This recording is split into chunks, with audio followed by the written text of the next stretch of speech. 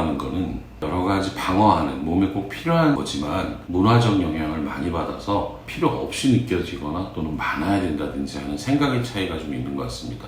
그쪽에도 피부가 있고 모발이 있던 곳이고 바이러스 감염도 될 수 있고 여러 가지 갖고 있는 기능도 있다 보니 여러분들이 좀 관리에 좀 신경을 쓰셔서 질환이 생기면 치료를 했으면 좋겠습니다.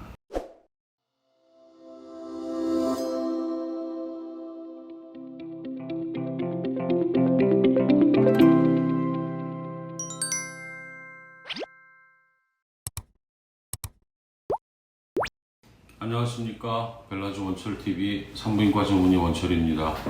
오늘 콘텐츠는 음모에 관해서 말씀 좀 나눠볼까 합니다.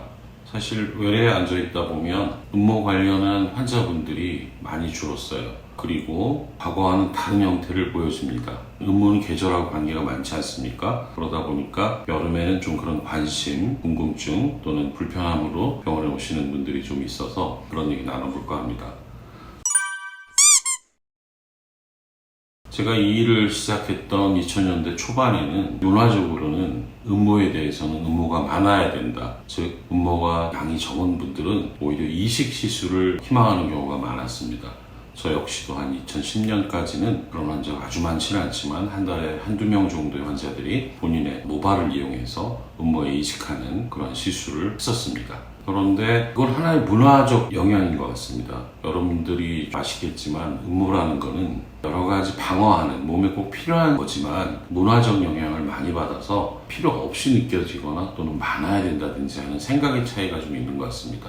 비근한 예로 여성에 있어서 겨드랑이 털에 대한 생각도 많이 다르죠. 우스갯소리로 제가 최근에 이제 중국 출장을 다시 다니는데 아직도 이제 중국 여성들의 경우에는 겨드랑이 제모를 하지 않는 경우가 좀 있더라고요. 한국보다는. 물론 전에 비해서 많이 바뀐 형태이긴 하지만 그러다 보면 이제 제가 깜짝깜짝 놀랄 때가 있는데 이거 역시도 문화나 시대의 변화에 따라서 바뀌는 거지 원래 있어야 될 것은 맞습니다. 그러나 그게 없다고 해서 아주 심각한 문제를 초래하지도 않고 또 그게 많다고 해서 미용이나 생각의 차이는 있을지 몰라도 기능적으로 다들 잘 적응하리라고 생각합니다.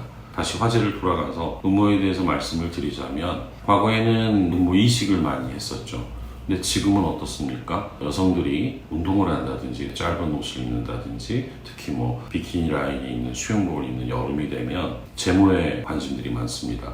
그래서 거꾸로 지금은 병원에서 산부인과 일반 환자를 볼 때 보면 음모가 없는 환자들이 오히려 음모가 있는 분들보다 많은 경우를 볼 수가 있습니다. 특히 젊은 층 여성에 있어서 이러한 변화는 남성에서 마찬가지라고 저는 생각을 합니다.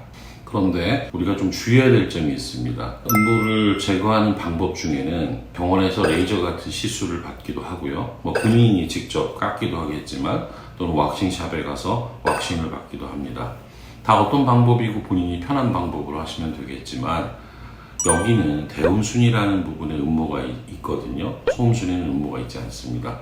둔부, 치부, 치구, 대음순에 이렇게 음모가 한정되어 있는데 이러한 음모를 제거하는 과정에서 피부 질환이나 2차 감염을 일으키는 경우를 정말 많이 봅니다. 특히 바이러스 관련된 질환들 예를 들자면 헤르페스라든지 또는 상처가 생기면서 그쪽이 2차 감염이 된다든지 이러한 것들을 볼 수가 있습니다.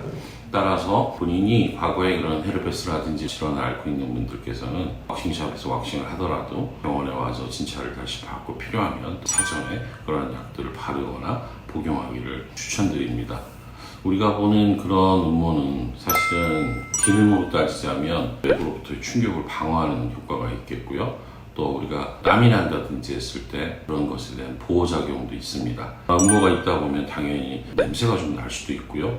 또 그런 음모에 음모낭이라든지 이런 데 감염이 되는 찬스도 많아질 수가 있겠습니다. 나이가 들면서 음모도 노화하는 현상을 보이기 때문에 음모 모발이 가늘어진다든지 하얀색의 모발로 바뀐다든지 다양한 변화를 일으킬 수 있습니다.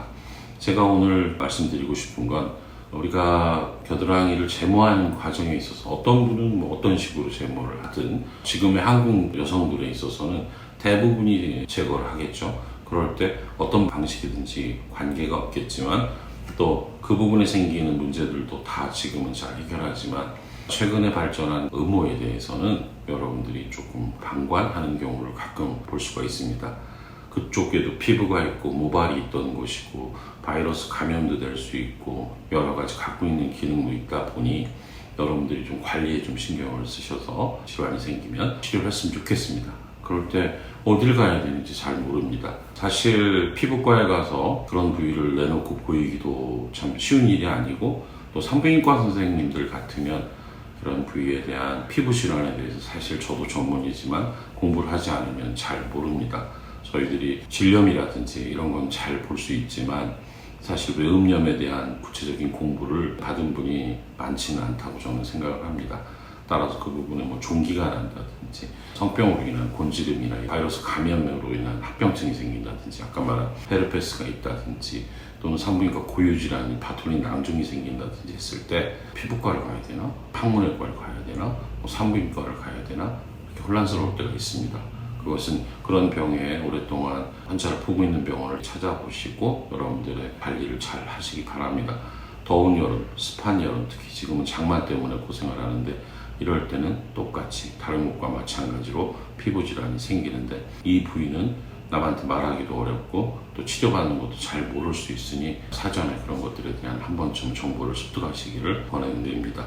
흔하진 않지만 가끔 생기는 음모 관련한 질환이 발생하거나 또는 음모 제모 또는 지금 많지는 않지만 이식 후에 발생하는 일들에 대해서 저희 벨라주에서는 나름 전문적으로 검사하는 기구라든지 진료 경험을 갖고 있기 때문에 궁금하신 분들은 상의하시기를 적극적으로 추천드립니다.